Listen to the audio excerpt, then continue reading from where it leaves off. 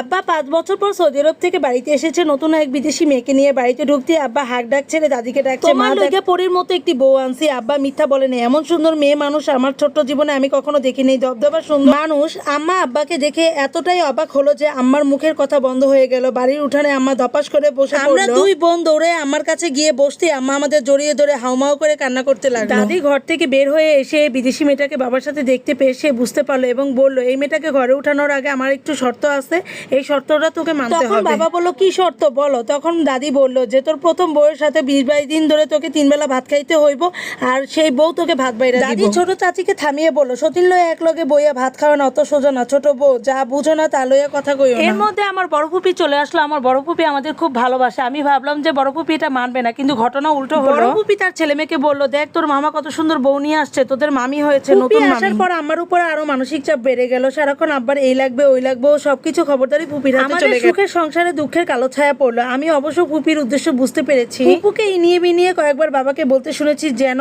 ফুপাকে বিদেশে নিয়ে যায়। আমার আম্মাকে দেখলে আমার খুব অবাক লাগে। আব্বার প্রতি অগাধ ভালোবাসা তাকে অবুঝ বানিয়ে দিয়েছে। আব্বা যে এত বড় অন্যায় করলো, তবুও আম্মার ভালোবাসা একটু কমেনি। আমার উপর রাগটা দেখাচ্ছে, কিন্তু আমি ভিতরটা দেখতে পাই। মাঝরাতে আম্মা প্রায় জায়নামাজে বসে কান্না করে।